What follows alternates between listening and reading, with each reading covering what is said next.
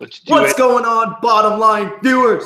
It's Mitch here, the New England Patriots fan, repping the retro. I'm here with two unfortunate losers. We're not losers. We're not losers. Okay, your teams are losers. All right. Kevel is a Seahawks fan. We know Kevel. And Dylan is back for some recapping. Of course, he has to come on the day where his team loses. The Dallas Cowboys lost the Green Bay Packers. So we're going to get into that. We're going to get into the Dallas point of view as a fan. We're also going to get into, a Patriots point of view, what I thought of the Chiefs-Steelers matchup, and what we all thought of the games. I think that this was by far the best day of football we've had, maybe even all season. I'm applauding this week of football. I think today was a great day of football. Yes, it was. It was competitive. It was ferocious, it was aggressive, and it was playoff football, and I love to watch it today. There were a lot of issues with the games that I think a couple of teams that were on the losing ends could have maybe, won the game if they did these things or didn't do these things. So we're going to talk about that. But again, the Pittsburgh Steelers are advancing to play the New England Patriots in the AFC Championship, and the Green Bay Packers are advancing to play the Atlanta Falcons in the NFC Championship. So we're going to start off with the Green Bay Packers game because obviously that was the first game today, and I would say it was a lot better. I mean, the Chiefs, from an entertainment standpoint, the Chiefs-Steelers game, there were a lot of field goals, not too many touchdowns or big plays in the game. In this game, Cowboys-Packers, this is an instant classic. This is the best divisional game I've seen since that Patriots-Ravens game. Kind of reminded me of it with the big comeback from the Cowboys. So this was a very good game between two solid offenses and two pretty crappy defenses. So let's get into it. Okay, so of course Packers won 34-31. And the quarterbacks, let's start with quarterbacks. Aaron Rodgers, 28 for 43, 356 yards, 2 touchdowns, 1 interception. Nice interception by Mr. Heath, who had a career game in this game for the Dallas Cowboys. One bright spot for the Dallas Cowboys in this game. Dak Prescott, 24 for 38, 302 yards, 3 touchdowns, 1 interception. He played pretty well. I mean, he did make that one mistake where I think he should have probably checked out of the play, maybe went to a run, but that was, Rodgers also made a mistake in the game. So there's going to be mistakes made from both offenses. It's just going to happen, especially in a big playoff game. Kev, can you just mute your mic? Yep. All right, thanks. The running backs, Ty Montgomery, 11 carries, 47 yards, 2 touchdowns. Wasn't very involved in the game plan, but was effective when called upon. Ezekiel Elliott, 22 for 125, 0 touchdowns. Surprising, but he still had a pretty good game. Receivers, Jared Cook was the big man on campus for the Green Bay Packers. 6 catches, 104 yards, 1 touchdown, a long 36-yard catch. Devontae Adams, 5 for 76. Randall Cobb, 7 for 62. Allison, 3 for 46. And, of course, Cook had that long 36-1 at the end of the game. Dez Bryant, 9 catches, 132 yards, and 2 touchdowns. I said he would play big. He played big. He lived up to the 88. And I really thought they should have got him the ball more. We'll get into that. Terrence Williams, 4 for 68. Had some big plays, played one of his better games of the season, believe it or not. Jason Witten, 6 for 59 and a touchdown, and Cole Beasley, 4 for 45. So offensively, guys, what did we think? Let's start with the Green Bay Packers. What did we think from the Packers offense? Did they play well? What did they do wrong? How magnificent is Aaron Rodgers? There's a reason why I have this mask on, so I'll answer questions about that later. But with this game, the Packers, Aaron Rodgers, he is the quarterback. You cannot stop this man. It's ridiculous. He knows he has so much time in the pocket to where he can make big plays and just find his receivers. He has 7 or 8 seconds every single time to throw to a guy like Randall Cobb or Devontae Adams or Jared Cook or Geronimo Allison, Richard Rodgers. The list goes on with guys that some of them are not prominent in what they're supposed to be doing. And yet he finds ways to just make the big plays all the time, every single time. And I don't know how he does it, but he just finds a way to do it. Ty Montgomery, didn't really do much in this game. He got the 2 touchdowns. They were pretty easy 1-yard runs, so not much to go in there, but they could have used him a lot more. And then receivers, Jared Cook. Did he cement himself as a legend? Maybe. He made the catch. He made a legend. What's up? Playoff legend. Playoff legend. There you go. At least playoff Packer legend. Bro, let's not stretch it too far. January is when you make the big moments in your career. All right, that's just the thing. And the first week of February too, I guess. But yeah, he did his thing. He had a pretty good game for himself. Devontae Adams went out there, had a nice game. Nothing too special, but trying to fill in for Jordy Nelson because Jordy Nelson's been hurt. Nobody really else stuck out for me. Randall Cobb had a decent game, but nothing spectacular. But again, it just goes back to Aaron Rodgers. If Tom Brady wasn't in this era, Aaron Rodgers would be the greatest quarterback of our generation. It's just that simple. He knows he has such a smart IQ for playing football. He knows exactly where to go to, where to find both of these quarterbacks know how to find jamokes on the field and get them the ball and play effectively. It's crazy. And no offense to the Patriots and whatnot, but the Packers are having to play a way harder schedule coming into what would be the Super Bowl if they get there next week. He's having to play these talented teams and make plays out of it. And Aaron Rodgers, pretty damn good tonight. All right. Kev. Packers offense. Let's get into the facts about Aaron Rodgers. 9 for 9 until that interception in the second half. That was the first interception in 315 attempts since they've been on this winning streak. I think that's the second longest streak of all time. Second behind Brady, who has 335. He got off to a fast start. Just was completely efficient in the first half. Dallas was trying to confuse him. Dallas had no answers.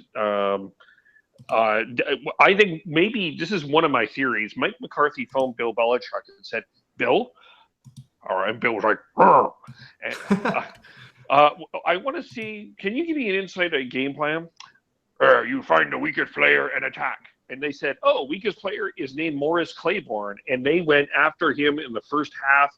3 holding penalties on Morris Claiborne, at least in the first half, if I can count. You may have the numbers differently there.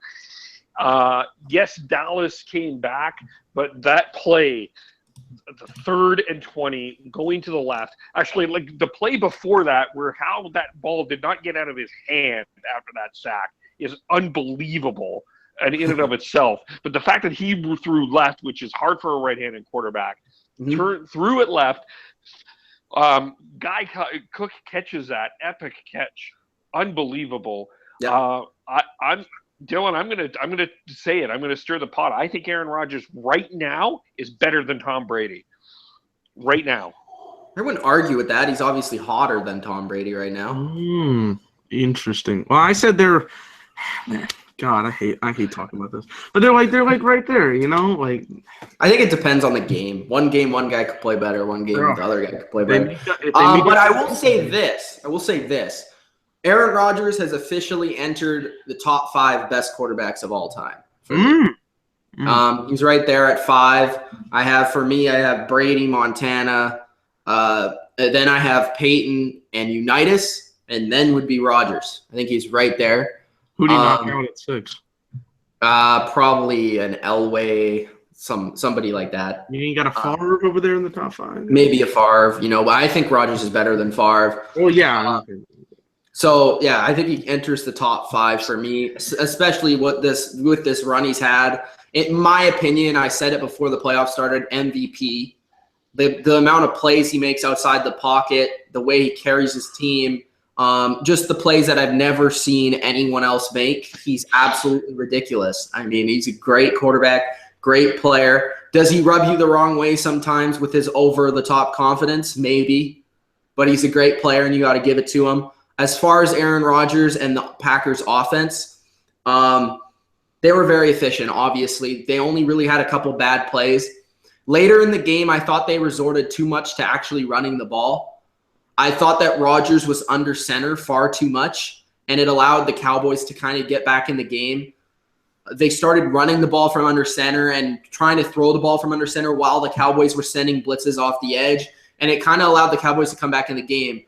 If I was the Packers, I would have stayed in shotgun, had the back there instead of spreading 5 wide like they did. But I would have just kept chipping away through the air. I mean, the Cowboys could not stop it. They did adjust, and we'll get into the Cowboys defense in just a second. I did think they played better in the second half. But in the first half, it was Aaron Rodgers all day. I mean, hit first drive, Richard Rodgers, who's only catch of the game, but for a touchdown. Jared Cook, Packers playoff legend with that catch. Let's discuss that play. In my opinion, the play before that, where Rodgers almost got stripped, a lot of people are saying you got to go for the strip there. For me, it's like, okay, he did what he's supposed to do. He's supposed to sack the quarterback. He was open. He's supposed to sack the quarterback. But for me, I've seen too many situations and too many times where Rodgers will escape that hit.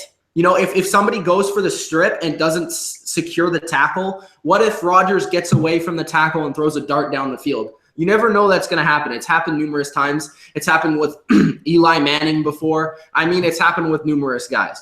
So for me, you get the sack and go down. Now, the problem that I have with the following play is they just sent at least 6 guys at the quarterback to sack him. Great play design, and he didn't even see him coming. That was the only play where Rodgers didn't see the guy coming on the blitz, and it worked to perfection. The very next play, what was the down and distance, Kev? It was like 4th and 25 or something? Or it was third and 20. Okay, third and 20. All right, so it's 3rd and 20, and they're on their, 30-yard line? Mm-hmm. Yeah. Okay, they're on their 30-yard line. In my opinion, you send 7 guys at the quarterback. Because if Rodgers is going to make a play down the field, he's going to do his thing where he runs outside the pocket, whether that's to the left or the right, and he's going to throw a strike down the field to the sideline. What you do is you send guys right off the edge so he stays in the pocket. You make him throw the ball fast because you're not going to be able to block 7 guys. It's physically impossible. So you send 7 guys and you make your DBs tackle. They're not going to gain 40 freaking yards through the air with 2 seconds to throw the ball. It's just not going to happen. You just tackle the guy and you live. If they get 20 yards, fine, but they're not going to get 36 yards. And they're not going to set up a game-winning field goal. They let them get the 20 yards and tackle them. That's my opinion on that play. You blitz them again. It was working for you late in that game. Blitz them again. Blitz them every play. Blitz them again. Off the edge so he can't get outside the pocket. And at the very worst, he can't get outside the pocket, and he has to take the sack inside, running around inside the pocket, because Rodgers is automatically, if he doesn't see somebody open when they're getting pressed at the line, he's just going to try and run around and make a play, right? Because that's what Aaron Rodgers does. So he's going to probably end up taking a sack regardless, and then you go into overtime. So, worst case situation, maybe a guy breaks a tackle and runs like 60 yards, but you got to live with that. I mean, you got to count on your DBs to tackle in the open field when you send a blitz like that. We've seen far too many times in the past where Aaron Rodgers has all this time in the world with only 3 guys rushing and finds a guy down the field wide open. It's eventually going to happen because corners can't cover for 10 seconds. You can't cover for 10 seconds against elite receivers in the league. It just doesn't happen. So in my opinion, you blitz. What do you guys think about that? Well, this is the thing, though. I think I suspect what Dallas was thinking, and I didn't quite hear what Garrett said at the end in the press conference. But my suspicion, I think they were thinking he was going to go for the 50 and then try for the Hail Mary, and I think they miscalculated because I think Rodgers' plan all along was that. And I think the beauty of that play, though, is just how it just he flicked it. Really, it wasn't like he stretched that. And it was a beautiful catch. I mean, it looked like he was out of bounds, like from first look. It looked like Jared Cook was out of bounds just the way he caught it. But then you're like, how do these guys continue to catch these sideline passes? But actually, Kev, Randall Cobb said that after the game that was just a play that he drew up in the dirt. That wasn't even a play design. Rodgers was just like, okay, you guys go to the sideline. I'll throw it to you. Really? Wow. Can you believe that story? That's what Cobb said. That I I don't know. I don't know what to believe. I just think Aaron Rodgers was 2 steps ahead of the Dallas defense pretty much all day. Even the blitzes, I think he recognized them for the most part. You're going to get a little bit of an advantage, especially a little bit later on in the game. Even if you look back to that Green Bay Seattle game, Seattle had a little bit of a punch to them. He's not going to sit there and get it all the time, but he's going to get enough of it that it's too hard to beat. It's just because the Cowboys late in that game, if you watch that game, man, every time they were successful on defense, they were at the line. I was screaming at the TV. I was like, you got to press them. You don't have, especially with Jordy Nelson out there, you got to get at the line. You got to press them. You got to play man-to-man. You got to bump and run and just blitz, because Rodgers makes all his plays outside the pocket. And when guys only send 3 guys, you have to pressure him. I know that he's dangerous because he can release it quick, but you have to rely on your defensive backs to win one-on-one matchups. If they don't, you're going to lose. You can't cover for 10 seconds. Well, I'm going to let Dylan talk about the Dallas defensive backs, because I think that was one of the aspects of what happened. But I will say, when we talk about the Dallas offense, I think that there could have been some things that they could have negated what Aaron Rodgers did tonight. I think that there was some poor strategy on their end as well, but we'll get into that a little bit later. All right. Dylan, I want to hear from you, and then we'll continue to talk about it. Yay. Joyous me. So that play right there, I mean, these defensive backs, they're shit.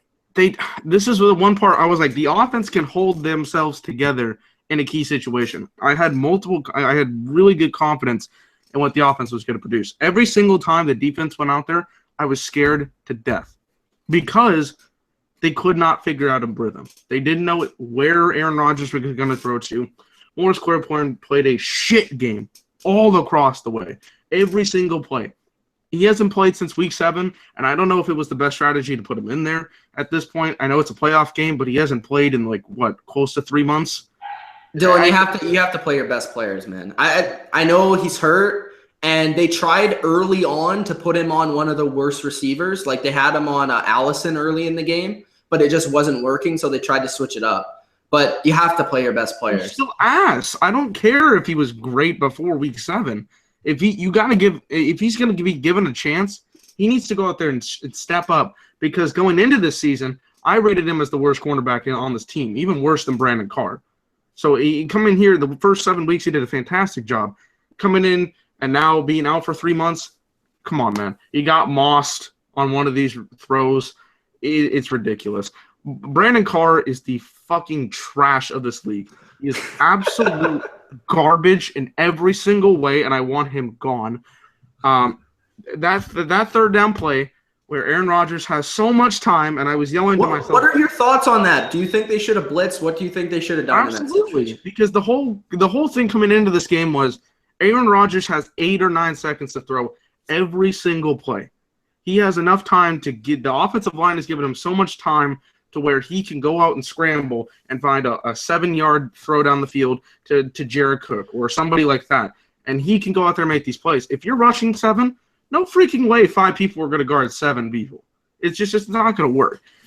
And I was so frustrated because I thought Sean Lee was going to make a play, or fucking somebody was going to, or I don't know who was supposed to guard. Sean Lee played great in the fourth quarter. He had a bad first half, but he played great in the third, fourth quarter.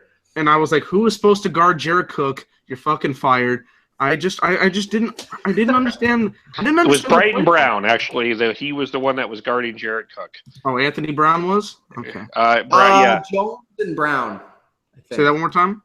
I think it was Byron Jones for the most part. I was thinking it was Byron the whole time. Byron Jones. Okay. Well, Byron, second-year player out of Connecticut, you're fired. Not really, but get it together because he had a really shit year, in my opinion. It baffled me. Because if you're going to make a play, you're going to have to get up on them. You obviously just got to sack the play before. Why not go blitz? Fucking stupid. But I got to give Aaron Rodgers the credit he deserves. He is one of the greatest of our era. It's just It pisses me off when this defense is set out there. Your offense bailed you out from coming back 21. Can we talk about the offense? Okay. Yeah, let's get into this because I want to talk about the last drive specifically right now.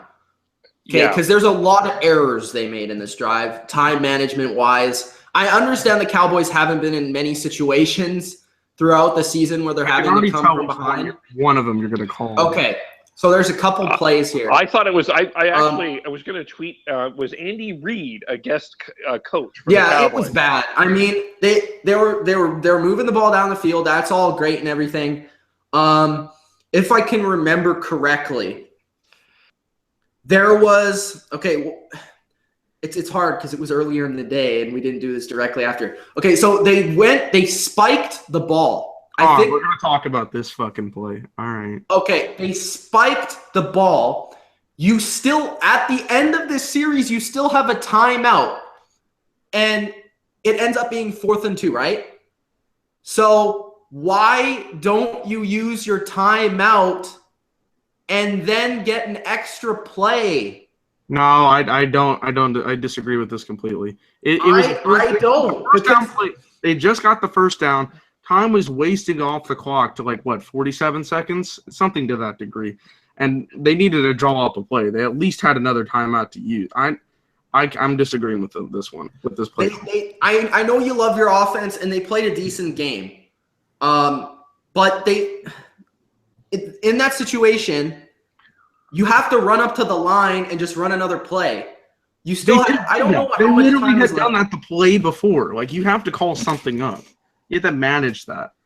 I'm gonna back this one up on this one. I understand it would backfired, but in the moment you're gonna have to figure out a play to run against a What's the chances you're gonna score a touchdown with 30 seconds left on the 40-yard line? They were trying to get a touchdown. That was their I know they were, but you could have gotten a touchdown if you called the timeout instead of the freaking spike. I'm sorry. It backfired, but I'm not calling it. In that vantage moment, I would call the same thing. Is that because that guy's a rookie? Is that because he's a rookie? Same shit. If the fucking Seahawks had gotten the 1-yard pass, we would have all called Pete Carroll a fucking genius for making the play happen, but it was an interception, and we call him an idiot for it, right? If they had scored a touchdown on this thing, it would be the same shit every time. It all comes down to the logistics and how it ended up working out.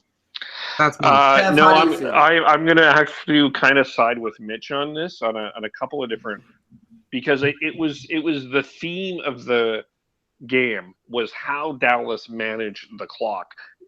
We'll get into this and play calling. Yeah, we'll get into that even in the first half because they botched that as well the last 2 minutes. I think that you could have even went for 4th and 2. I understand that you were playing for the tie. I think you should have gone for 4th and 2. That's my opinion. I think you could have had the ball a lot longer. I mean, I heard Aaron Rodgers after he said, "What did you think when it was 30 seconds left?" He said, "You gave me too much time." And that's the bottom line. You don't give. I think you could have wasted that a little bit more. Tony Snow said they were saving the timeout for overtime. What? He's joking. Yeah. Obviously. And I mean, the ice to kicker thing is just complete BS. I don't think that I understand. Honestly, if you've heard other kickers in the past, I know Adam Vinatieri has said this. There are times when you want to be iced because you kick it first, and then you're like, okay, I know where to kick it now. I can kick it this way. I can kick it this way. I have a second chance to kick it. Yeah.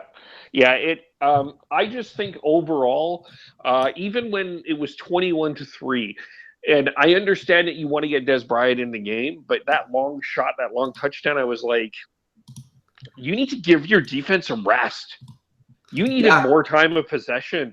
And the longer Rodgers is on the field, the more damage he's going to do. And I just felt the entire offensive right from the beginning, Kev. Yeah. Right from the beginning, it was like right from the beginning, I was like, Cowboys need to get a lead because when they get a lead, they're able to run the ball behind that offensive line and control the game. But once Aaron Rodgers goes up 7-3, you're playing in Aaron Rodgers' hands. Yeah, exactly. And how much did the Packers have the ball in the first half? It was ridiculous. The Cowboys offense struggled in the second quarter. They went 3 and out a couple times. They made some dumb play calls. They didn't run Zeke enough on short situations. I mean, the guy was feasting out there, and they still decided to run screens and stuff. And that one play where they had the Butler penalty, and also that other play where they tried to throw it 30 yards down the field to Dez on a 3rd and 2. Yeah, they spread out too much too, I think, overall. The reason Dak was so successful this year was because of Zeke. And they put too much on the hands of Dak today. And it's not just because the guy is a rookie. Zeke is part of the offense. Zeke is that offensive line is what the Dallas Cowboys identity is. And I think they went away from it. They went away from it so early, I think. And it really was part of why they lost this Honestly, game. Kev, though, I think that they should have passed the ball, like, in certain situations a little bit more. I think they're a little too passive. They were under center in, like, I form with one receiver, extra blockers, and you could tell the Packers have 9 guys at the line of scrimmage. All Dak has to do, Dez is killing the guy on the outside. Check the play, throw it to Dez. He's got one-on-one coverage at the line. He's going to beat the guy off the line. He killed Gunter all game. He couldn't cover him. There was a couple plays in particular where you could see Clinton Dix running to the running back before the play even started. All Dez has to do, I know he's a rookie, but check the play. Get out of the play. Yeah, I would be curious to see how many times he checked this year overall. I would be curious with that number. But I think it was just a misuse of Zeke. I think that was bothering me more than anything else, and just a misuse of a lot of different things. Like there were times like they could have. Your offense has to help you when you're playing an Aaron Rodgers, and we're going to talk about this next week because you need your offense to help you defend Aaron Rodgers. But that's by time of possession. Yeah. That's by taking control and being a little bit more patient. Great quarterback. How have you beat Peyton and Brady in the past? Yeah, you gotta sit him on the bench over there. Have him drink water. Exactly. Listen to the Seahawks fan. He knows about that because their offense always sucks. All right. Hey! Actually, we're not that bad. Okay. Anything else? We just yell at reporters. Anything else to discuss on the offensive side of the ball? I didn't think Cowboys, Packers. I think Dak was inconsistent. I think, but I think the Tony Romo era is over. I think this was Dak was clutch at the end. I think when you're playing Aaron Rodgers, though, it's tough for a rookie to go point for point with the guy. I like you said, you need help from the rest of your team. The defense needs to make some plays. The offense needs to be able to run the ball. You can't expect Dak Prescott to go point for point with Aaron Rodgers. It's not going to happen. No. All right. Any stars on the defensive side of the ball you guys want to discuss? There's no fucking stars on the Cowboys team for the defensive side. Moving on. I did think that Micah Hyde was a star. For the Packers side, that's true. I really like Micah Hyde. I've always liked Micah Hyde. He's played very well in the playoffs in the past. I think back to that Seahawks game in the NFC Championship. This game, he had an interception. He had a sack. He played a really good game. And he's asked to not only play safety now, but play cornerback. He's a very versatile player, and he played great. And he had that interception. Now, do we want to talk about that interception? It was a screen pass where Dez wasn't yet blocking. Dak still threw it. He didn't check the play when it was in man press. The guy was standing right there. In the first place, you shouldn't call that play. But then in a short situation. But then for Dak not to get out of that play is frustrating.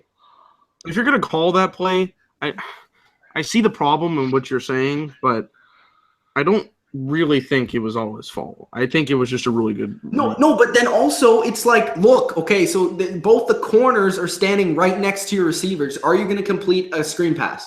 Well, he threw it in half a second. You could not have gotten it any faster. So It was a great play by Hyde. I'm just saying. Like, Dez wasn't even blocking him yet. It was Green Bay's strategy defensively, though. I think if they were going to have someone that they were going to say, okay, if we are going to lose this game, if the person that's going to beat us is not going to be Dez, but it's going to be Zeke. So we're going to focus a little bit more on Zeke. And yeah, our Dez is going to have a big game, but Zeke is not going to beat us. And Cole Beasley is not going to beat us. So Julius Peppers had a pretty strong game, I thought. I thought he was all right tonight. Man, he's a Hall of Famer. He really is. Absolutely. Yeah. Absolutely. All right. Anything else about this game, or are we going to move on? I think put Dylan out of his misery? This is what I think. I think that people are a little bit like Cowboys aren't playoff ready and all of this sort of stuff.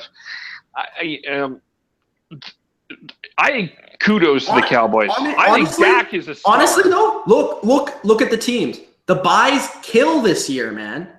I've been saying this. I said this before this week. The byes have killed teams this year. The Patriots played lousy, but they still won. The Steelers went into Kansas City and won, and usually Andy Reid's excellent on the bye. But it just something about this year, and now with the rule changes, with practices, not being as physical in practice and stuff, and having that momentum from the wild card, it's just been interesting. And now the Packers come in with that momentum. Cowboys aren't quite ready at the beginning of the game, and the Packers get a lead. It's something about the byes this year. Yeah. I think there's a lot more to that. I think Aaron Rodgers has that glint in his eye that he's chasing Lombardi. That we talked a little bit. Just one more thing I was going to say is I don't find Aaron Rodgers to be arrogant. To be honest with you, I find him kind of refreshing and calming. Like if I was a Packers fan, I think he told me to relax. Like myself, I can at times I think he can be a little bit over the top, but at the same time, I don't mind it. It's just the way he is. Yeah, that's how he operates. And he's dating Olivia Munn. So, I mean, you can give him. Cool, right? It's cool. It's all cool. Yeah. Win for him. Okay, let's just discuss Packers-Atlanta a little bit, and then we'll get to the next game. So, do we like Atlanta? Who matches up the best? What we got here? Is Atlanta? We're not going to give our picks. But do we like the matchup from a Packer perspective? Do we like the matchup from an Atlanta perspective? It's in Atlanta. It should be a high-scoring game. The over-under, I think, is already at 61 now. So, shit. I think the big question for me is going to be that rookie secondary and that rookie back seven for Atlanta. I think that's going to be an interesting question. The amount of rookies on Atlanta facing a veteran quarterback that has mastered his art. That's an interesting question. And how does Atlanta's offense, which is pretty high powered, how are they they're going to have to be a huge factor in this game in a number of different ways, not only scoring, but that time of possession thing that we were about to talk about. How do you play that? Okay. So I think I give Atlanta the advantage. They're at home. It's very hard to beat Atlanta. Matt Ryan and Kyle Shanahan. We saw what Kyle Shanahan did against Seahawks. This guy is a master. Kyle Shanahan is a legend, and he needs to be signed to fucking San Francisco if he wants a head coach. We got the pissed off Dallas fan here. Matt Ryan is a veteran, and I think he's just more. He has more confidence in those situations than a Dak does. Let's be honest. He has the experience. I think with the whole, game management, he's like a coach on the field at this point. He's played for about 10 years now. Kyle Shanahan's going to call a great game. They're very creative. They can run the ball. They can pass the ball. Devontae Freeman is no slouch. Tevon Coleman is no slouch in the run game. And for the Packers, they obviously have the momentum. So it's momentum versus home field, and I think it's going to be two unstoppable offenses. This game is going to be really high scoring. I don't expect both these offenses to get stopped really at any point in the game. Honestly, both these defenses have weakness in the secondary, and I think it might come down to maybe a turnover or, a kick return, special teams play, maybe Vic Beasley getting a couple sacks. Like it's going to go down to the wire, and it's going to be up to a couple plays here and there on defense, a couple plays here and there on special teams. All right, I'm going to say something about the championship game, and then I'm going to talk about my Cowboys for one last time here. For this game, I think it's going to be interesting. Like you said, high scoring. I'm predicting 38-35. I'm not going to tell you who I'm picking, but I will say that it will be high scoring. Matt Ryan, Julio Jones, then you got Aaron Rodgers, and whoever the fuck he wants to throw to. It's going to be interesting to see how both of those defenses match up to those offenses. Home field advantage, final game of the Georgia Dome. Maybe they want to end that out on a victory. A lot of interesting momentum. You talk about how the Packers have momentum, but also Falcons had a huge win against Seattle yesterday. Not quite as big, but still. A statement for sure. A statement, indeed. They made a really good a game out of the Seattle game, and I think it's going to be quite interesting to see how Matt Ryan, first NFC Championship game. This is the second. Second, you're right. But this is going to be a really huge one at home. I'm guessing he didn't have the other one at home, if I'm thinking correctly. Yes, he did. He did. No. Yes, it was. Yes, it was. He lost to San Francisco. I know he lost to San Francisco. I just wasn't sure. Yeah, you're right. Colin Kaepernick, baby. All right. Let's get to some comments real quick. So, the coach, Derek Mullaney, is in the comments section here. Whoa. The coach. He says Dallas's coach has made mistakes. A 23-year-old quarterback. You need to help him with time management. It took Rodgers and Brady years. My uncle is also in the chat. We just got a whole family party in here. Brady versus Rodgers, great Super Bowl. Pats and Packers have to win first. Blame the Dallas GM. This is Winter. Blame the Dallas GM. He drafted all offense and zero defense. See, I will agree, but I also want to disagree. I agree that we need defense. Some of your picks have not really panned out on defense, though. No, Claiborne has not. I know that 7-game stretch was great, but he has been an awful. I mean, Gregory has kind of been a disappointment. Gregory, oh my God, he's suspended for the next season too, so screw off. DeMarcus Lawrence has been inconsistent. I would love him to be a player and a key factor, but he hasn't done anything. God, I can go on. We didn't pick him, but Brandon Carr, when we got him off the trade, is just absolutely atrocious on every level. Let me just give this one little thing for the Cowboys, and then I'll start talking about them. It was disappointing. As a Cowboys fan, to watch this game, 21-3, I was already depressed because I'm like, oh. But then, coming back is the worst part because then you're back and you're right in it, and you get back in the game, you're like, fuck yeah, you're ready to be in this 28-28. And then the game happens. Tony Snow says Hardy didn't work out. Oh God! My uncle Jill said at least cheerleaders were awesome. It's very Thanks true. for that. Chauncey Bullock, who is the luchadora? Luchadora. It's Mickey James. All right. But yeah. What else here? We got some comments about the Steelers and the Patriots. We'll get into that. If Pittsburgh kicks 6 field goals against Brady, they'll lose. Of course. Very true. Very true. But Romo for a pass rusher. We got. Here's the thing, though. I was thinking about this. I mean, you can't. I don't think if I'm a GM, I'm not giving you a damn thing for Tony Romo. I'm not. If I'm a Houston Texans and I know anything about football and watched Brock Osweiler last week, I'm trading for Tony Romo. Well, if I'm also John Elway, who wants an experienced quarterback and wants to win right freaking now, he's going to try to get Romo. We saw it with Peyton. This to me was so freaking upsetting because at least this guy over here has 4 Super Bowls. The guy over there has a Super Bowl victory. I can't even get a fucking playoff win. Next year, 365 days away, which is too long, but we got a couple comments. Dylan, I've been a Cowboys fan since 1971. I've been a Bears fan since 69. How do you think I feel? I know how you feel, brother, but you also were there. I was also watching a game with a Lions fan, so I wonder how he feels. So He was actually letting me know because he was screaming at the screen because he's like, I've seen Rodgers do that every single year for the past 15 years. It just hits me because I'm like, God damn it, my fucking Rangers can't do shit. All right, we had one They Maverick. always lose to the Blue Jays. Yep. Yeah, that happening. The one World Series. Oh, God, I don't even want to get into that. The Mavericks won championship, bro. That was great. But other than that, it's depressing. But there are some positives to look forward to. Off-season, got to do something in the free agency with the defensive backs because, God damn, did they kill us. I love our offense. I think our offense can go up toe-to-toe against almost anybody. Defensive-wise, I'm always fearing for my life every single second. It's like walking on eggshells. I cannot describe how I feel about this defense. So get a good pick. You're picking 28th. You picked Byron Jones around the same situation 2 years ago. He's been good. He's been inconsistent for me.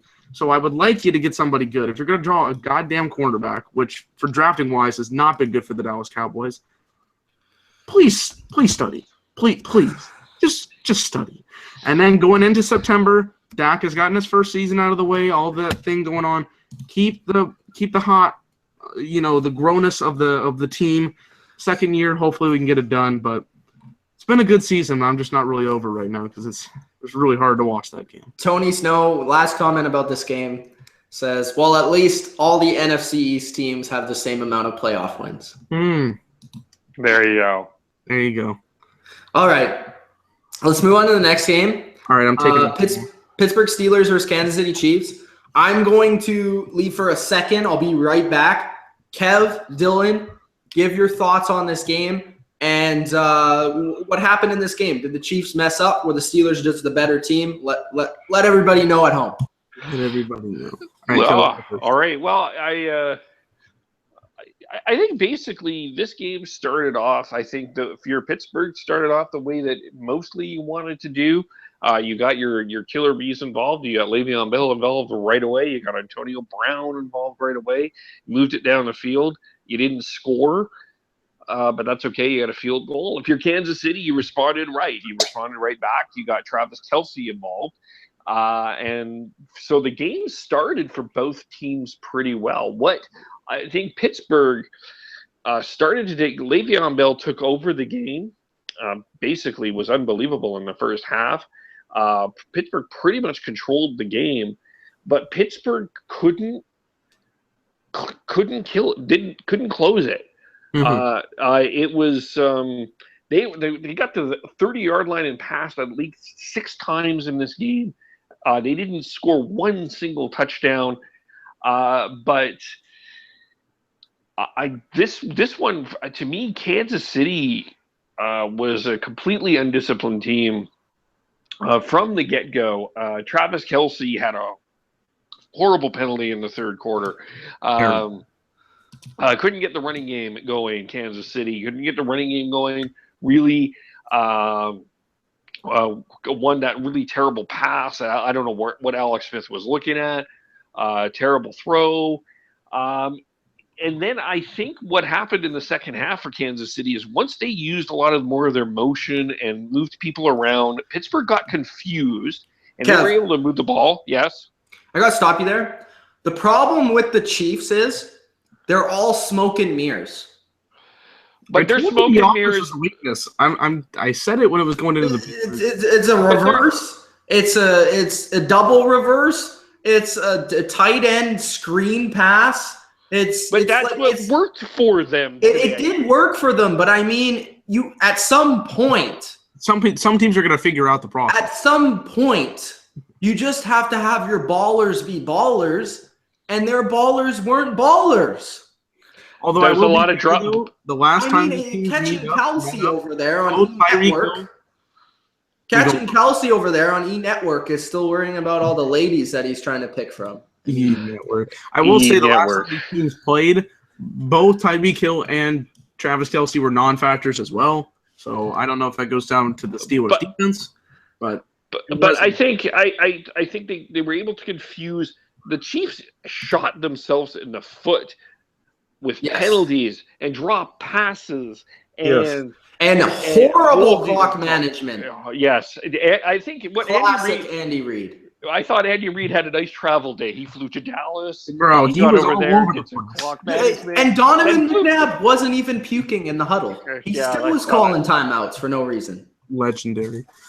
I told you, this Kansas City offense was not that great for me. I did like Tyreek Hill and I did like Travis Kelce, but it comes down to I just thought like if you would have told me the Steelers scored 18 points, the Chiefs didn't move the ball effectively enough. At the end of the game, they were moving the ball, and they didn't use their short passing game enough. Well, and Kevin was talking about it when you left. That first drive was really promising. They went out there, and Alex Smith was 4 for 4, 42 yards, typical stuff, touchdown, getting it done. Jeremy Maclin, bro, he's going to be an up-and-comer, just like Mitch said on the tweets.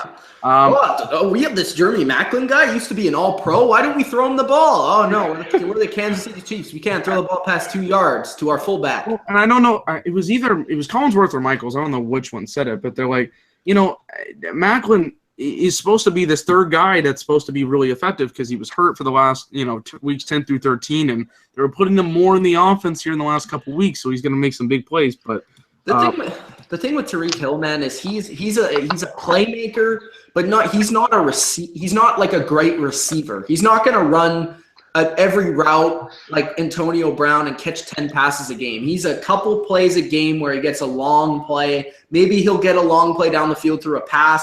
He'll get a reverse. He'll get a kick return. He's one of those like spark players. He's Tyler Lockett. He's a better version of Tyler Lockett. Yeah. I don't know. Actually, I might take Lockett over Hill after tonight. But that was one of the big differences tonight. Watching Antonio Brown, who ran every route very smartly, very intelligently. Also, Jesse James tonight was really strong. Great. The outlaw Jesse James, as I like to call him. I think that there's a few interesting things here for Pittsburgh. Their quarterback play was awful. Ben wasn't great. Ben hasn't been great all season. A lot of people want to say, "Oh, Ben's all-time great." Yeah, he probably is, but I mean, this season in 2017, he hasn't played very good. He hasn't. And tonight, I was like, there were certain plays where they were talking about, especially on the road. Right, but there was a couple plays where it was to Antonio Brown, wide open and just overthrown, inaccurate, was not able to finish in the end zone.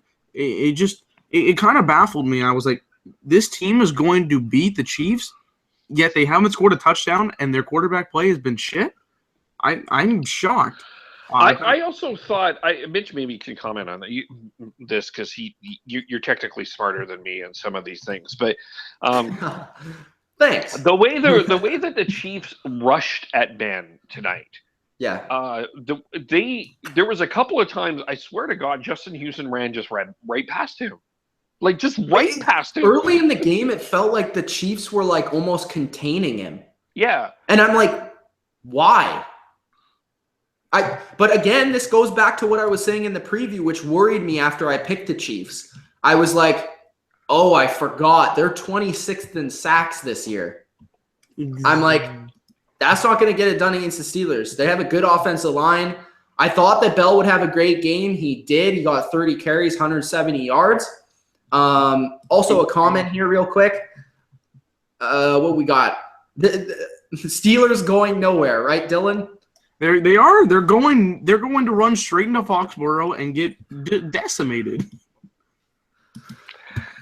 I don't know about that. I'm over exaggerating with that, but like they are not going to be effective when it comes to being in Foxborough. It's just not going to happen. I just think, I think a lot of people are going to come from this game and they're going to be like, okay, the Steelers did move the ball very effectively. But like I said, this game's going to come down to red zone defense. Can you guys quote me on that? I said that, right? Yes. Okay, I said that. But if I would have expected the Steelers to not score a touchdown and kick a field goal every time, I would have said the Chiefs would have won, right? If you do that against the Patriots, who, in my opinion, have a better defense than the Chiefs, statistically they do. That's the best comment on here. Statistically they do have a better defense than the Chiefs. The Chiefs are very good at turning the ball over. They did get a turnover in this game, and they're very good at red zone defense, which they did great. Belichick's going to be prepared for that. I mean, 18 points. You're not going to win in Foxborough with 18 points. No. You're going to at least have to score 30. Bro, we just saw the Patriots score what we were thinking were a really, really good defense in Texans, 34 points. And Tom Brady didn't even have that great of a game. Okay. No, but I also, I liked a lot of what I think I didn't hate a lot of what Pittsburgh did tonight. Pittsburgh's offense was great until it hit the red zone. Yeah. They went with their plan that I thought they should, run with Bell. And he did a great job. He did a great job. I just think, again, to me, I mean, Pittsburgh, something about him. If you think Alex Smith, man, 172 yards, if you don't think Brady's going to take advantage of the secondary, I mean. Yeah, there was some open guys at Alex. I'm not just saying this because I'm a Patriots fan. I'm saying this from watching the Steelers all year. Well, I'm telling you that Alex Smith is the most average quarterback on the planet. Like, you're not going to be able to just keep up with the team like with Tom Brady and what they've got over there. It's just the Steelers definitely have to play better in the red zone. They definitely have to do that. I mean, there was stuff they did great. They tackled well on defense. They moved the ball down the field 20-20 very well. Their special teams played pretty well. I mean, Boswell was a beast in this game. They punted well. They forced the turnover in this game, which was a tip ball intercepted. Was Eric Berry. But the thing is, they need to force turnovers again, like Houston did. I don't think they have the defense to do that. Like we said, Houston had the number 1 ranked defense in the league. The Patriots turned the ball over 3 times and still scored 34 points. And the best player on defense tonight was a 38-year-old former assistant coach. Kudos to him. He had a great James Harrison is a beast. If he continues to play like a couple more years and he keeps playing like this, I mean, this guy's borderline Hall of Fame. Look up his numbers. Yeah. He is Hall of Fame for me. He is Hall of Fame. But I mean, let's maybe talk. Can we get to the final 5 minutes here? Okay, the final 5 minutes, because most of the game was kind of a bore fest. It was field goals from Pittsburgh, field goals from Pittsburgh. Kansas City basically had 2 drives. Yeah, it was quite boring because of the heartbreak that I just felt earlier, and I was like, my heart's not in this game. And both teams are very inconsistent, so. 5 minutes, we're going to get in the clock. Fill them in with the stats, and then we'll go to the last 5 minutes. So, Ben, 20 for 31, 224 yards and a pick. That's not very impressive. Alex Smith, 20 for 34, 172, touchdown pick. Le'Veon Bell, 30 for 170. Then we got Ware, who only ran it 8 times for 35 yards and a touchdown. Hill, 3 for 18. Smith, 2 for 9. Antonio Brown, 6 for 108. The one play that he had which was 52 yards. So if you take away the 52 yards where Justin Houston was covering him on that play, he only had about 50 yards. Then you had James, who the road dog, Jesse James. He had 83, I call him the outlaw. He had 83 yards. He played well. They were missing their other tight end there, Green. So he was effective in this game. I was kind of surprised. I guess it was because Kansas City doesn't really have a middle linebacker because Derek Johnson's out for the year, so he was effective. But again, the secondary playmakers for the Steelers are going to have to step up. They haven't all year. The Steelers have been riding the killer bees all year, and other guys need to step up. Like Jesse James needs to step up. Rodgers needs to step up. They need guys to step up next week. Then for the receiving wise, Travis Kelce, 5 for 77. Kind of a deceiving stat line. I mean, the guy didn't play well, in my opinion. He was stupid on a lot of those plays. He dropped a couple key passes. He was frustrated very easily. The Steelers' young defense. He took a terrible penalty. Terrible penalty. The young defense got in his head, and that's just terrible. Jeremy Maclin, 2 for 28. Hill, 4 for 27. I mean, all this is short stuff right there. Defensively, interception from Eric Berry, who I thought had a fabulous game. Shazier, interception. Harrison was the best guy for the Steelers with a sack and 6 tackles. Dupree played very well as well. He was disruptive. He had 4 tackles. And Houston was kind of quiet, 6 tackles. And that's pretty much it. Not enough Marcus Peters on Antonio Brown. I said that in the preview. You need to match those guys up. They were afraid. I don't know why. They were met a few times. They met a couple of times, and it worked out for the Kansas City Chiefs. So why wouldn't you go for it multiple times? Because Marcus Peters is top 3 cornerback in the league. Okay. I just want to respond to we have some responses going back and forth from Steelers fans and Patriots fans.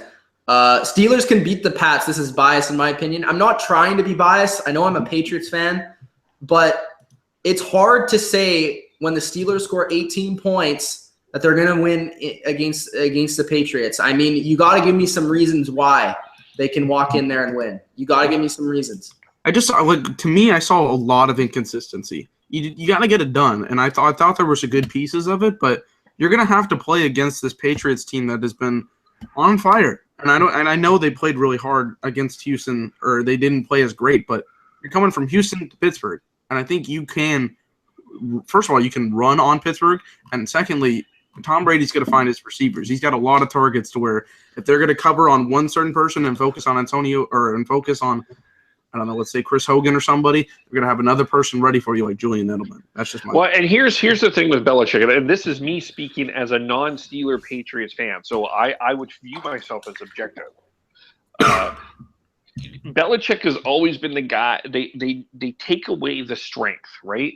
They take away that they finally, I guess where Belichick is gonna be focusing on is, do you take away Bell or do you take away Brown? Either way, one of them is not gonna have as big of a game, and I'm not convinced that at some point this running style from Le'Veon Bell is he's gonna get whacked, like belted, like he's amazing. He's the best running back in the league. It's a very interesting style though too. So I think that's going to be key, is how Pittsburgh strategizes to that defense will be very interesting.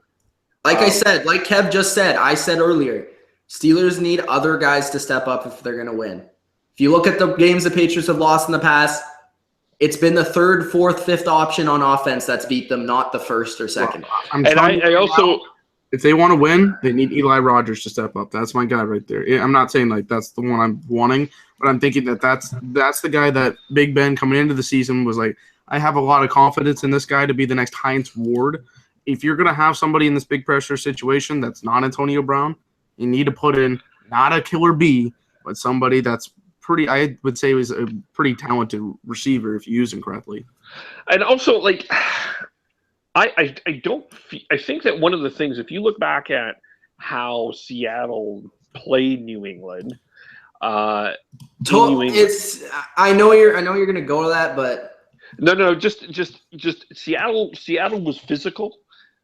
Their defense, the Steelers' defense isn't. It's not as physical as Seattle's, and no. I think that's going to be one of the things that I would be, as a Steelers fan, I would be questioning. So the thing I have with the Steelers defense is just like it's McDaniels. I mean, the Steelers play primarily a zone defense, and McDaniels has 900 plays. Okay, this guy's going to be here in this zone. This guy's going to be there. Bam. Cover 2, bam. Cover 3, bam. Like we saw in the Patriots Seahawks Super Bowl. You're going to play cover 3 all game? All right, we got 500 plays that can beat cover 3. To beat the Patriots, you gotta get pressure with your front four, and you got to play aggressive man coverage. Yeah, I didn't see a lot of that tonight. This is the old Pittsburgh Steelers where they can play that way, then yes, I would give him a shot. I mean, obviously, give him more. Well, yeah, because it's the Steelers' defense of the old. Obviously, they have a shot, but I'm just saying from like a I think this will be a good game. I'm just saying, like, I think on paper the Patriots match up pretty well with the Steelers. I agree. Yeah, I mean, at this point, interesting. I would like to see how the Pittsburgh defense steps up. I I mean, you've got certain guys on there. Like if James Harrison can play good like he did tonight. Obviously, it all changes if a Bud Dupree or a James Harrison can get after him. But if they have to be creative. You watch how the Texans play defense. I mean, they had Clowney lining up over the center, Merciless over the guards. That's the weakness of the Patriots line. They have very good tackles. Nobody really talks about their tackles this year.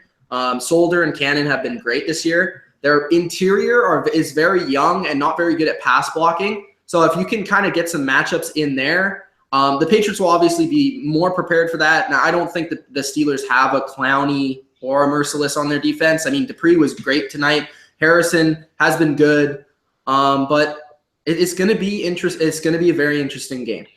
Cameron Hayward needs to be step up. Oh, that's a good one. Did he even play tonight?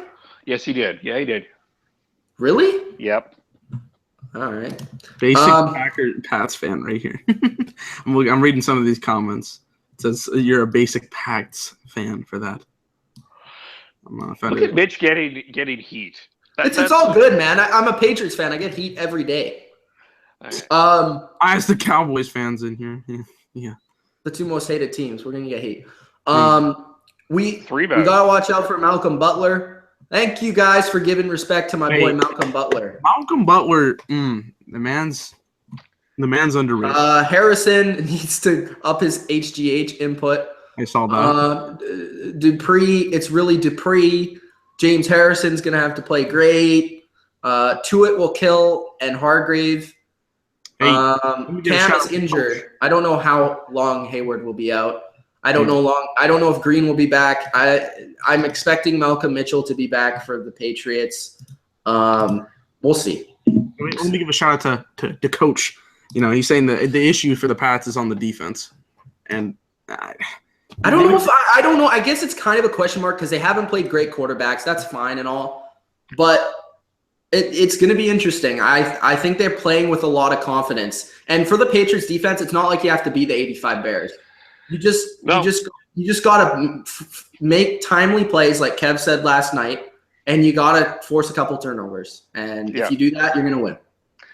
Okay, can we get into the final 5 minutes? Let's get in the final 5 minutes. All right. We're now back to the final 5 minutes. Okay, so Kev, I want you to start because you're very passionate on this subject. Well, I was like, you know, I made some jokes and stuff, but I mean, once Travis Kelce told the referee that he couldn't even ref at Foot Locker, I think we need to get back into what happened here. He took a terrible penalty.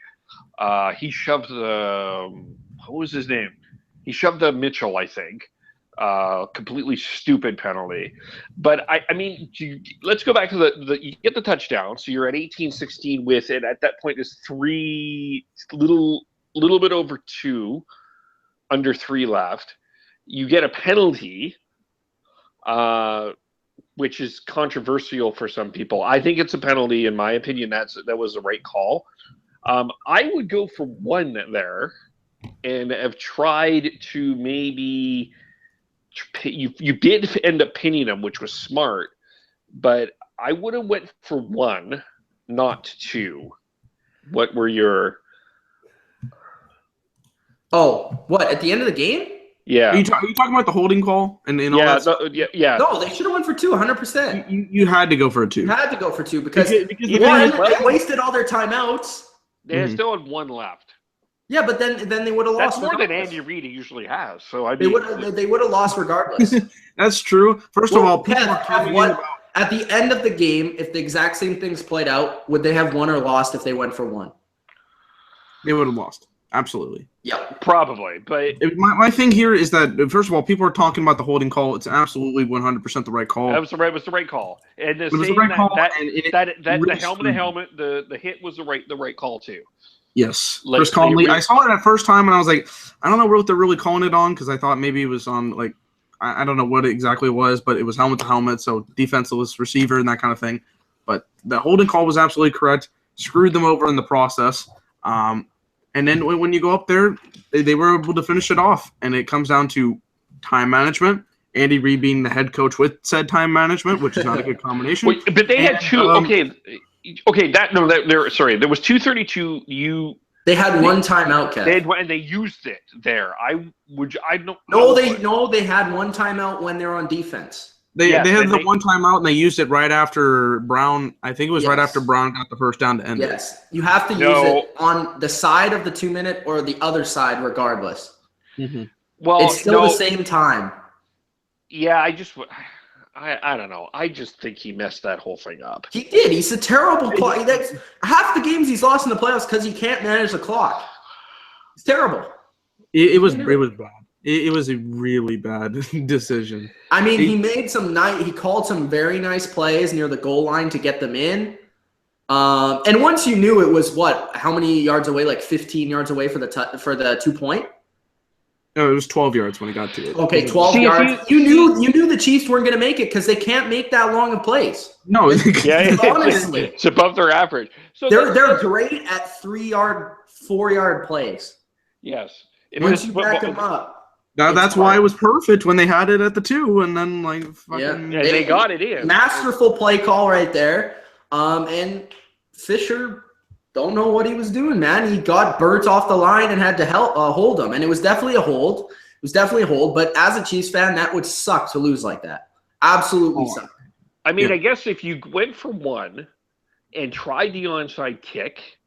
They should have tried the onside kick regardless. Yeah, that's I think where they made a mistake, clearly made a mistake here, and I think it's not doing the onside kick because they were close to 2 minutes, and they were thinking that it was going to be some kind of good stop, but I think it would have been the smarter play. Now, if you were you like me when Ben were you surprised Ben threw on third down? No, I would have.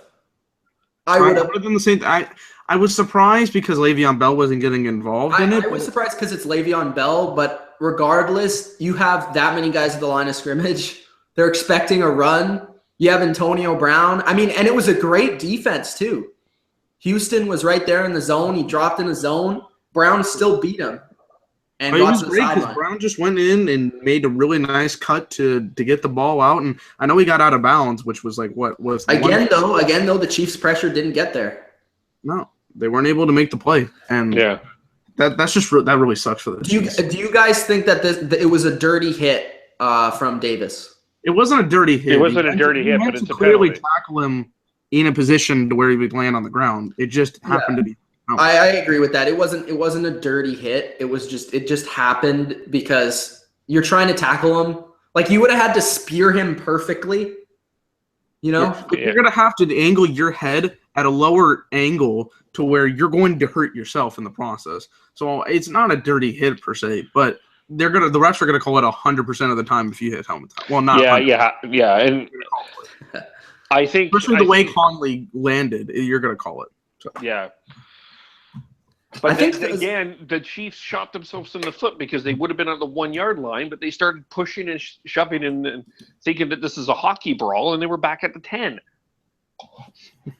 Hey, do you guys agree with this? Somebody's commented this below. Steelers O-line is top 2. I don't think they're top 2, but I think they're top 5. I agree. They did a good job tonight. They really did. Cowboys and Packers are right up there. Cowboys, Titans were very good. Titans were good. Packers, Oakland, Atlanta. The Seattle Seahawks were excellent on offense. Oh, they're awful. The Minnesota Vikings, believe it or not, were the worst. They were showing. I don't know if you guys saw, but they were showing highlights of Clowney last night, and there was a couple from Minnesota, and the guy didn't even touch him. It was awful. But yeah, they're around that area. They're top 5. They're great at run blocking. I think they're a little bit weaker at pass blocking, but they're great at run blocking. They have great interior linemen. But the Packers, I think, are the best pass blocking offensive line. The Cowboys were the best overall offensive line. The Titans were very good. And Atlanta is also very good. Yep. That's what I would say. Yeah. So we would say top 5. Oakland also. Yeah.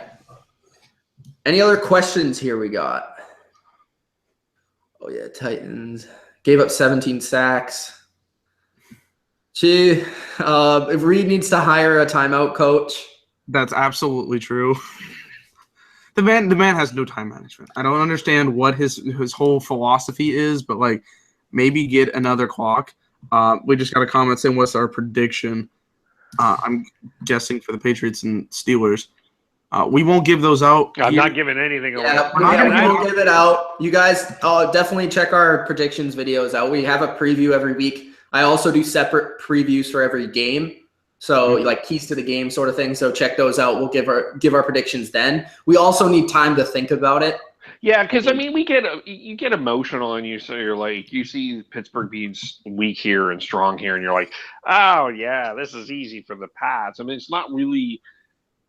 You don't make your picks on Sunday. You make your picks closer to the end of the week, and you start hearing about injury news on Wednesday / Thursday. Is there a picture of the hold? I don't really know, but it was a grab near the throat, pretty close to it. I'm gonna try and look it up on Twitter. You guys just talk. All right. Yeah. I mean, I think though, to me, I think even if it was a low scoring game tonight, I didn't hate the game at all. That was interesting. There was lots to kind of think about. The other thing I think that people were talking about, it looks like the NFL is going to move the Sunday divisional round games instead to early 1 and 4. They're going to go 4 and 8 Eastern time. I don't know what you think. They're going to move them. They're going to move them to the night. Yeah, I agree with that because it was more exciting. Like just in general, it makes you more excited to watch the games. Well, hold on. Let me see what they got right now because the last time I checked, it was. They already had scheduled them. Okay, so the Packers and Falcons are supposed to go on at 2:05 Pacific time or Central time, so 3:05 Eastern. Next year. One thing we can comment on. Rodgers is better. Joker. Rodgers is better than Ben. What was I going to say? There was Travis Kelce. Do we want to discuss Travis Kelce, Kev? Well, I mean, I guess the thing that I brought up on my Twitter is, and I brought this up because of what happened with Michael Bennett last night too. You know what? I don't think that this kind of stuff is appropriate. I really don't. I think professional athletes need to conduct themselves in a far better manner. You get paid a high amount of money to do this, but I also think that I do think we need to examine. Yeah, it's like I haven't played in AFC Championships, but I've played in big enough games and I've lost big enough games to know how emotional you are after losing those games. Explain to everybody what happened because not everybody knows. Okay, what happened? Travis Kelce basically said you got to blame it on the refs.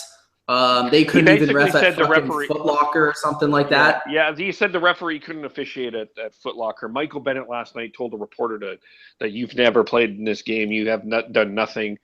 Don't put this on the defensive line. I think Kelce overall was just a jerk throughout the entire game. So was Bennett. I mean, both of them need to clean up their attitude. I mean, in terms of in-game, they can't be babies about it. They got to lose with pride as well, and just be the better man about that situation. But at the same time, there are times where after a game, you want to blame it on someone else. You want to blame it on someone else for losing. You want to blame it on whatever, the refs. But at the end of the day, it was a holding call. It was the right call, and he deserves to ref in the NFL, not Foot Locker. Yeah, and I think too. I mean, just to me, I think that there's a fair time maybe to have a conversation about how the athlete is interviewed because they shouldn't be interviewed right after a loss. It's intrusive. It feels like it sucks. I mean, would you want to be interviewed after you lost to the AFC Championship by 2 points when your guy got a holding call? Well, and that's also like last year when Cam Newton was throwing his fit, right? I don't like Cam Newton's persona, but I'm also wasn't honestly, really. Though, guys are really competitive. Exactly. I'm competitive at the stupidest shit, and now you're talking about divisional game where your Chiefs had the first time to get to the AFC Championship game since Montana. Like I would be a little bit emotional having to go out there and conduct myself professionally in an interview. Hell, when I was talking with the Cowboys after they lost. I didn't want to talk to anybody. Like, honestly, I was not in the mood to discuss football. So okay. I actually, the Monday after the Seattle loss, the one to New England, I just shut everything down. Like, I didn't want to talk to anybody. Well, there wasn't. And that is me as a fan. Yeah. Right? Same. So we're fans talking about this. These are the people that are actually going through the process and having to go through 17 games of football to lose. You know, so we have some interesting, because I always bring up how Ben is kind of one for the theatrics. Dramatics, yeah. Did Ben? Oh, here we go. Devin Kipp says Ben is tougher, but Rodgers is better. He's tough. He's a tough quarterback, but you don't need to show me your injury, bro. I mean, we don't need to know every injury you have. You don't need to stick your foot in front of the camera to show that you're injured, even though you're not. And then the same thing goes for Martellus Bennett on my Patriots. The guy is dead on the field, and then he just jumps up like Shawn Michaels. It was ridiculous. He just jumps up, and he's back up, and he's ready next play. Same with Michael Bennett. He's lying face first on the turf. 2 plays later, he's back fighting a guy. Like, what is with this theatrics on the field when they're injured? It's like Brad Marchand. Sorry, Dave. If the Steelers win, we won't hear from the bottom line view. You definitely will. Because one of us do recaps every Sunday. We've done recaps regardless if our teams won or lost. So hey, Mitch, are you bringing on a Steeler fan to do one of the previews? I hope so. I mean, he's talking a lot of trash to me, but he's really afraid to get on these recaps because I think he knows I'm going to own him on here. He annihilated Mr. Beck. So it's in your court if you would like to join, but. It's going to be an interesting game, really. I'm looking forward to some key matchups. We'll talk about it in the preview, which you can check out here this Thursday. Okay, so Dylan, this is a question for you that I would have, because we're going to leave Mitch out here for a second. Yeah. What game are you more excited for? The Steelers-Pats or the Packers-Falcons? This is from a casual fan perspective. I think – wait, are you asking me? Yeah. I think you're okay, because I don't think you can ask the Patriots fan. No, that's why I asked you. Okay, sorry, I didn't hear it correctly. See, that's interesting. I want to see the Packers and the Falcons for an offensive standpoint, but I want to see the Steelers and the Patriots for how are they going to match up against each other? How are they going to play in bigger situations?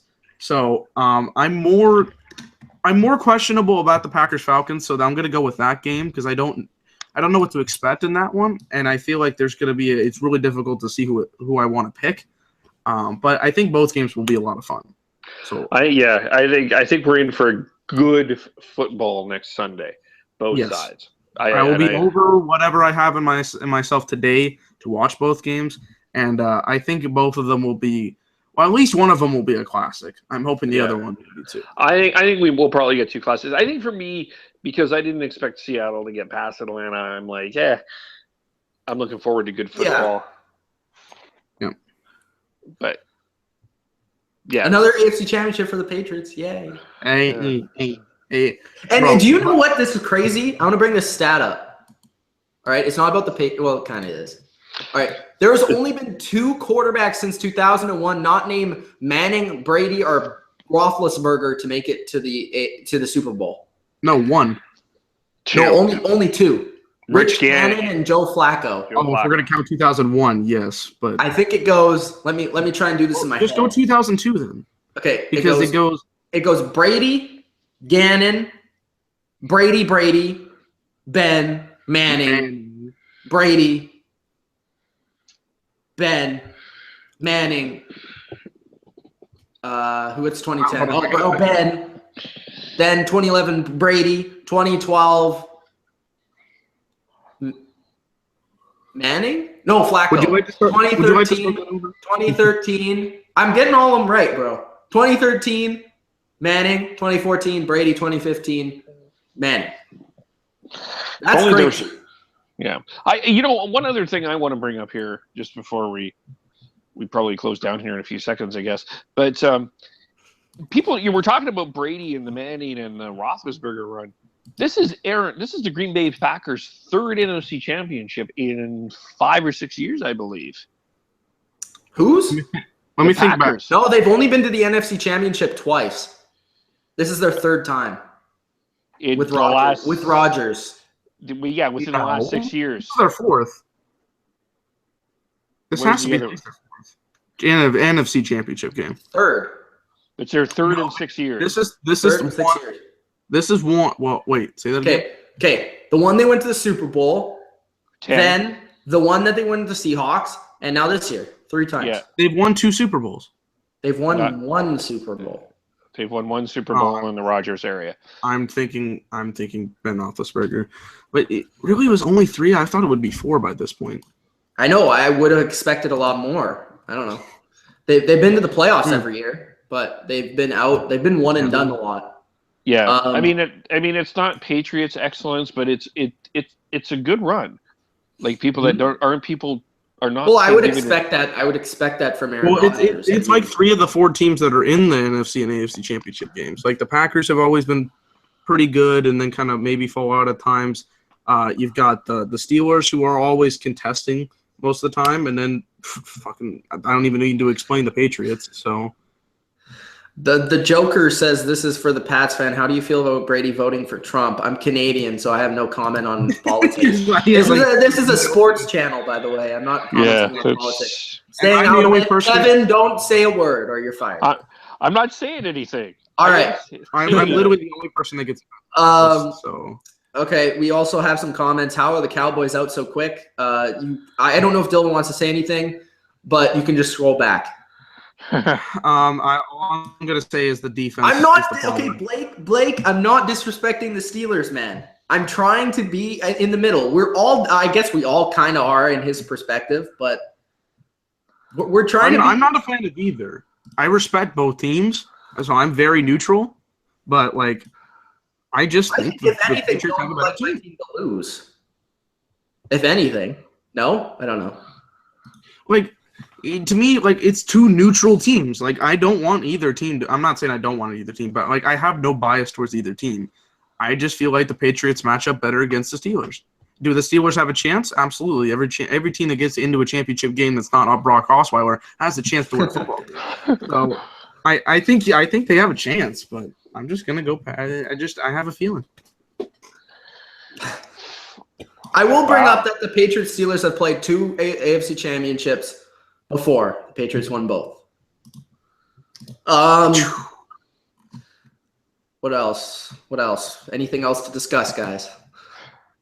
It was a great weekend of football. It really was. I will one day get over this game with the Cowboys. I still have not gotten over the catch game, so I probably will never get over this game. But at least we did get a lot of good stuff, a lot of good football. And, hey, guys, we still have 3 more games of football left in the season. So I think there's going to be some pretty good matchups next week. We're going to talk about them on Thursday. So check out that video right here on the bottom line view. Another cheap plug. And, stay tuned for it because I think it's going to be a lot of fun to talk about some key matchups, interesting things about quarterbacks and where they're going with. And, stay tuned. Stay tuned. Yeah, nothing else. I really don't have anything else to say. I mean, it's going to be a good weekend of football.